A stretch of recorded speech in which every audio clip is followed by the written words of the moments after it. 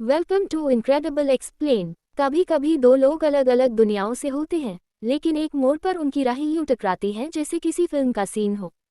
बारिश, किताबें और एक अजनबी मुस्कान। और वहीं से शुरू होती है एक कहानी कलेक्स और लूना की। मनीला यूनिवर्सिटी के एस्पानिया बुलेवार्ड पर बारिश हो रही थी। बर्फीली हवा, गीली सड़कें और भीगते छाते। और उन्हीं के बीच कलेक्स लेवर, एक सीरियस, स्ट्रिक्ट और परफेक्शनिस्ट लॉ स्टूडेंट।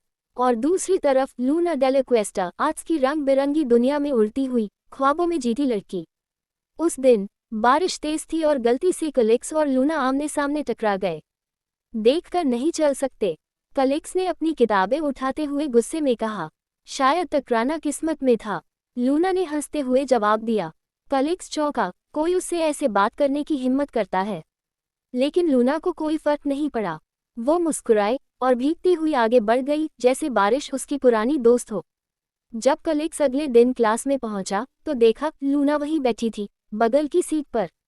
तुम फिर? कलेक्स ने पूछा। ऑब्वियसली, तुम क्या समझे, यूनिवर्सिटी सिर्फ तुम्हारी है, लूना ने पलट कर कहा। कलेक्स की आंखें घूम गईं, लेकिन लूना के चेहरे की वो शरारती मुस्कान किसी पहेली जैसी लग रही थी। वो पढ़ता तो लूना स्केच बनाती, वो लॉ के केस पढ़ता तो वो कॉफी पीते हुए उसके चेहरे के एक्सप्रेशन कॉपी करती। हर बार कलेक्स उसे डांटता, लेकिन हर बार लूना की मस्ती भरी बातों में वो हार जाता।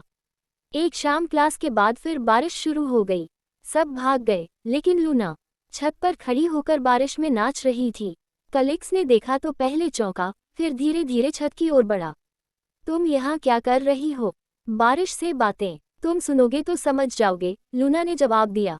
कलेक्स चुपचाप खड़ा रहा। उसकी दुनिया किताबों की थी, कानून की रेखाओं में बंद, लेकिन लूना की दुनिया में वो पहली बार सांस ले रहा था। वो पल जब दोनों की नज़रें मिली, कुछ कहे बिना बहुत कुछ कहा गया। अब कलेक्स की जिंदगी में लूना एक रंगीन चैप्टर बन चुकी थी। वो उसे लॉ पढ़ाता और लूना बदले में उसे हंसना सिखाती। वो उसे सीरियस बनाना चाहती और कलेक्स उसे डिसिप्लिन सिखाना। दोनों की जंग, तकरार और हंसी कॉलेज में एक चर्चा बन चुकी थी। एक दिन लूना ने कलेक्स से पूछा, अगर तुम्हें लॉ से इतनी घुटन होती है तो छोड़ क्यों नहीं देते? क्योंकि मुझे आदत हो गई है खुद से लड़ने की, कलेक्स ने धीमे से कहा। लूना उसे देखती रही और उस दिन कलेक्स का दिल उसकी आंखों से बह गया। एक रात कलेक्स को तेज बुखार हुआ। लूना ने उसका ख्याल रखा, उसे सूप पिलाया और चुपचाप सिर सहलाया। तुम्हारी ये देखभाल मेरे केस लॉ से ज्यादा कंफ्यूजिंग है, कलेक्स ने धीमी हंसी में कहा। तो फिर इस केस को जीने दो, समझने की जरूरत नहीं, लूना ने हल्के से उसके माथे को छुआ। वो पहला टच प्यार का पहला एहसास था। जैसे जैसे लास्ट ईयर पास आने लगा, कलेक्स को स्कॉलरशिप के लिए विदेश जाना था। लूना को अपने आर्ट शो की तैयारी करनी थी।